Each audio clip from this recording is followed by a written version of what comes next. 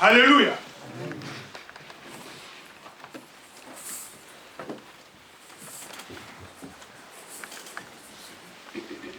L'Éternel Dieu prit l'homme et le plaça dans le jardin d'Éden pour le cultiver et pour le garder. L'Éternel Dieu donna cet ordre à l'homme. Tu pourras manger de tous les arbres du jardin, mais tu ne mangeras pas de l'arbre de la connaissance du bien et du mal, car le jour où tu en mangeras, tu mourras. Alléluia. Amen. Est-ce qu'on peut s'asseoir? Nous connaissons bien ce passage. Nous maîtrisons bien ce passage. Et nous savons que si le monde dans lequel nous vivons est devenu ce qu'il est, ce n'est pas à cause de notre Seigneur, mais c'est à cause de l'homme que Dieu a créé à son image et selon sa ressemblance. L'homme n'a pas cherché à marcher selon la volonté de Dieu, mais l'homme a cherché à faire ce qui lui plaisait.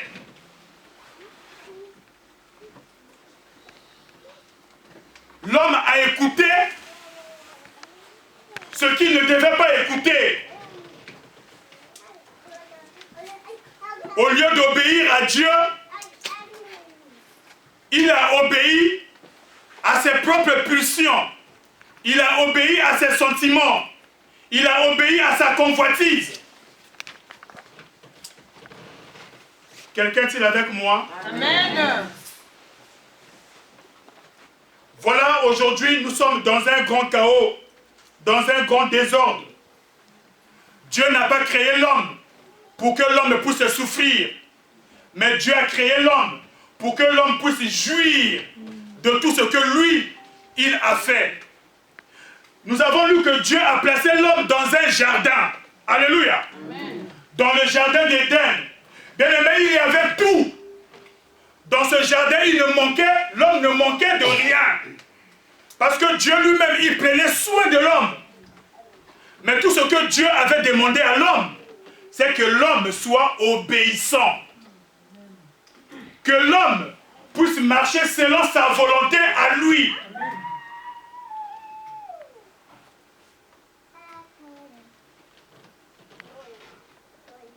Ce premier homme, la Bible l'appelle le premier Adam. Alléluia. Amen. Placé dans un jardin d'Éden, il avait tout à sa disposition. Mais de lui-même, il a brisé l'alliance qu'il avait avec Dieu. C'est pareil pour toi et moi aujourd'hui, nous qui sommes enfants de Dieu. La Bible dit que Dieu a envoyé un second Adam afin de remédier à ce qu'avait commis le premier, notre ancêtre. Si ce n'est de dire nos ancêtres Adam et Ève. Et le second Adam, avant de venir dans le monde, a fait une grande déclaration. Alléluia. Amen. Et quelle est cette déclaration? Nous allons nous appuyer sur cette déclaration aujourd'hui. Hébreux 10, 5 à 9.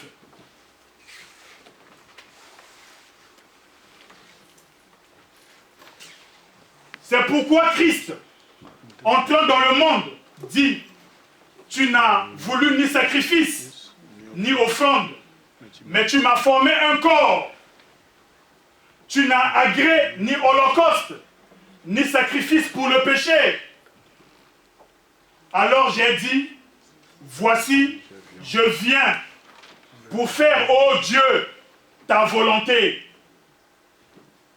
Après avoir dit d'abord, tu n'as voulu et tu n'as agréé ni sacrifice, ni offrande, ni holocauste, ni sacrifice pour le péché. Il dit ensuite, voici, je viens pour faire ta volonté. Il abolit ainsi la première chose pour établir la seconde. Amen. Amen. Bien-aimés, en tant qu'enfants de Dieu, nous faisons partie de la nature de Dieu. La parole de Dieu dit que tous ceux que lui, il a connus d'avance, il les a prédestinés à devenir semblables à l'image de son Fils. Et le Fils, c'est notre Seigneur Jésus-Christ. En entrant dans ce monde, il n'a pas voulu agir comme le premier Adam. Celui qui est allé à l'encontre de la volonté de Dieu. Celui qui a agi selon ses propres pulsions. Celui qui a agi selon sa propre convoitise. Mais Jésus dit, me voici, ô Dieu, je viens pour faire ta volonté. Quelqu'un est-il avec moi? Amen. Bien-aimé, quand on est enfant de Dieu, nous n'avons plus de volonté. Notre volonté est morte. Nous ne pouvons que marcher selon la volonté de Dieu.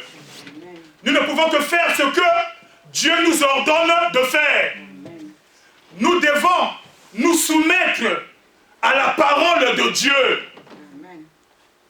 Parce que notre vie en dépend. Beaucoup d'enfants de Dieu aujourd'hui cherchent les bénédictions. Mais n'allons pas chercher la bénédiction ailleurs. Obéis à la parole de Dieu. Amen. Et tu seras béni. Amen. Marche selon ce que la parole de Dieu t'ordonne. Et tu seras béni. Alléluia. La bénédiction est entre tes propres mains.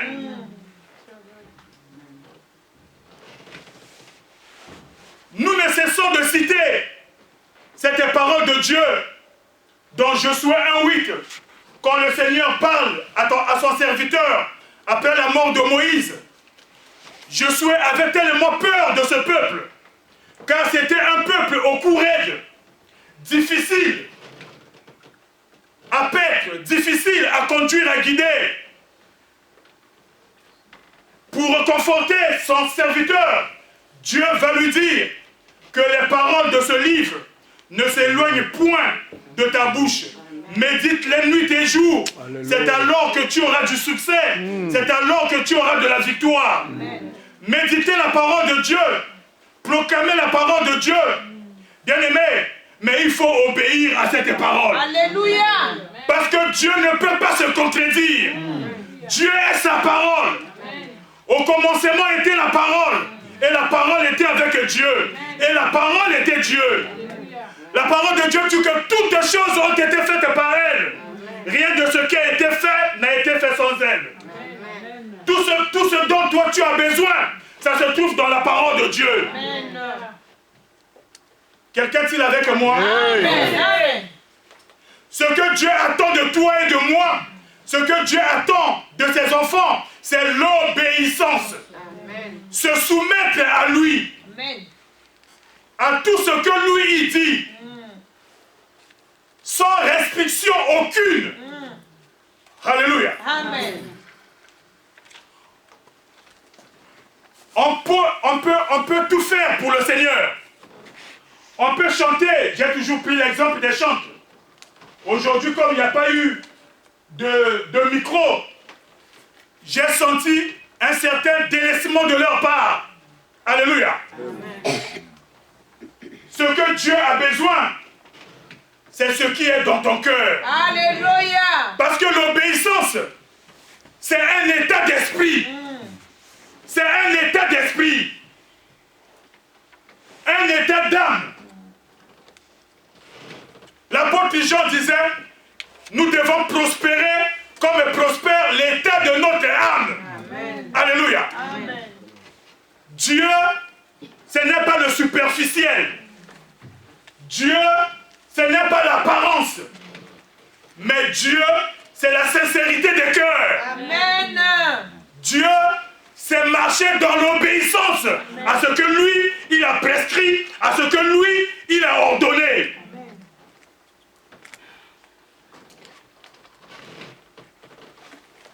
Nous vivons dans un monde. Dans ce monde, il y a des principes. Si nous ne respectons pas les principes de ce monde, nous subissons. Alléluia. Amen. Il en est de même pour le royaume de Dieu. Il y a également des principes. Si nous ne respectons pas les principes du royaume de Dieu, nous ne verrons pas la gloire du Seigneur. Amen. Nous ne bénéficierons jamais des avantages de ce royaume. Aujourd'hui, les enfants de Dieu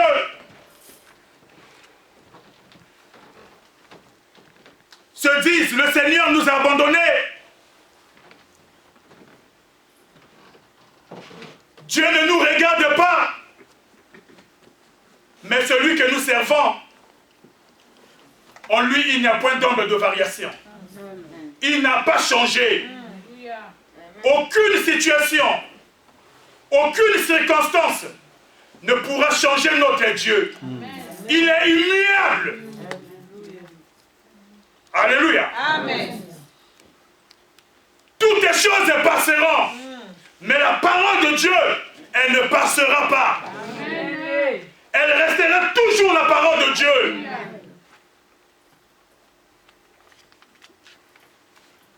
Dieu a besoin de parler à quelqu'un. Dieu a besoin que son peuple revienne à lui. Le Seigneur veut que nous puissions sortir de notre sommeil, de cet état dans lequel nous nous trouvons. Dieu veut que notre vie soit transformée, soit changée. Alléluia. Amen.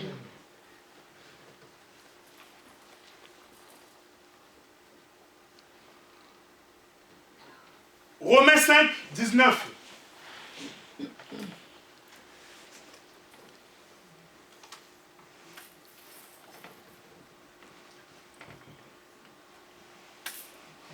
Romains 5, 19.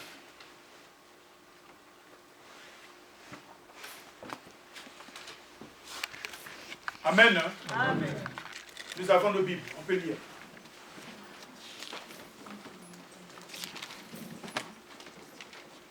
Romains 5, 19. C'est bon. Amen. Comme par la désobéissance Car comme par la désobéissance d'un seul homme, beaucoup ont été rendus pécheurs. De même, par l'obéissance d'un seul, beaucoup seront rendus justes. Ce passage veut nous dire quoi? Par la désobéissance du premier Adam,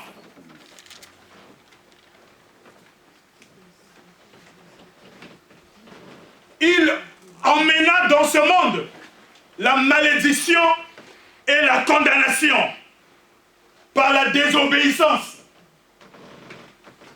Aujourd'hui, beaucoup d'enfants de Dieu que nous sommes, nous nous condamnons nous-mêmes.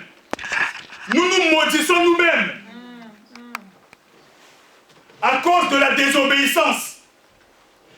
Parce que nous nous détournons de la volonté de Dieu. Nous voulons faire les choses selon le vieil homme. Quand nous acceptons Christ comme Seigneur et Sauveur, nous n'appartenons plus à cette nature pécheresse. Nous n'appartenons plus à la nature adamique. Mais nous devenons enfants de Dieu.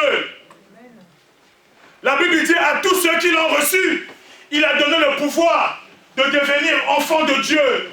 Ceux qui sont nés ni de la chair, ni du sang, mais de la volonté de Dieu, de l'Esprit de Dieu. Amen. Alléluia. Amen. Le modérateur a dit quelque chose. Il dit, celui qui n'a pas l'Esprit de Christ, il ne lui appartient pas. Quand nous avons l'Esprit de Christ, cet Esprit ne peut pas désobéir à l'ordre de Dieu. L'Esprit de Christ ne peut pas désobéir ou marcher à l'encontre de la volonté de Dieu. Quelqu'un est-il avec moi? Amen. Si nous continuons à faire les choses à notre guise, selon notre propre volonté, selon notre propre convoitise, c'est que nous n'appartenons pas à Christ. C'est que nous sommes encore de l'ancienne nature.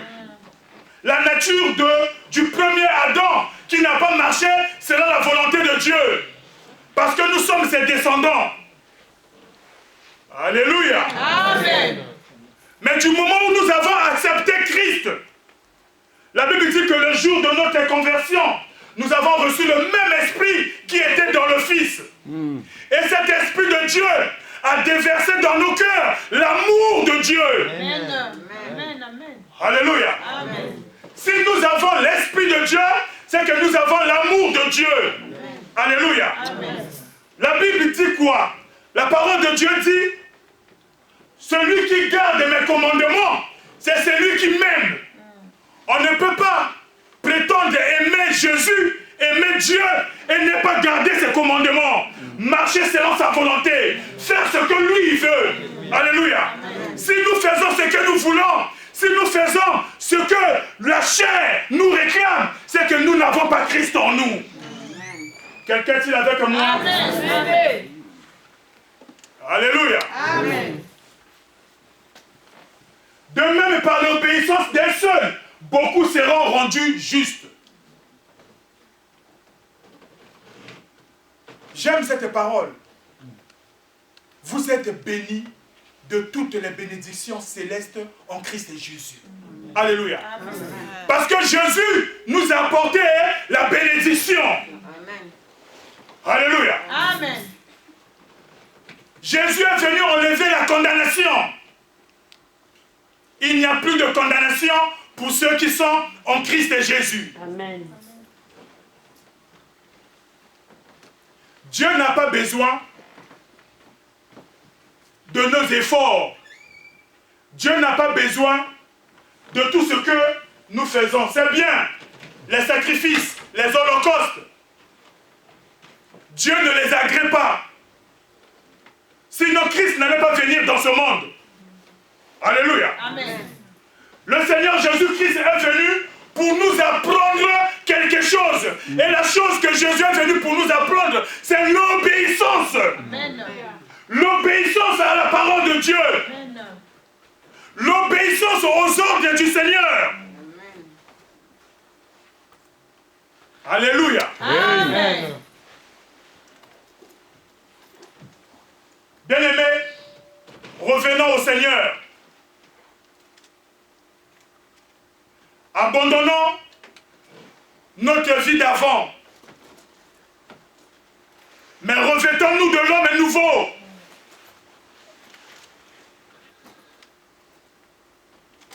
Le Seigneur Jésus disait, je ne fais rien de moi-même. Je ne fais que ce que je vois le Père faire.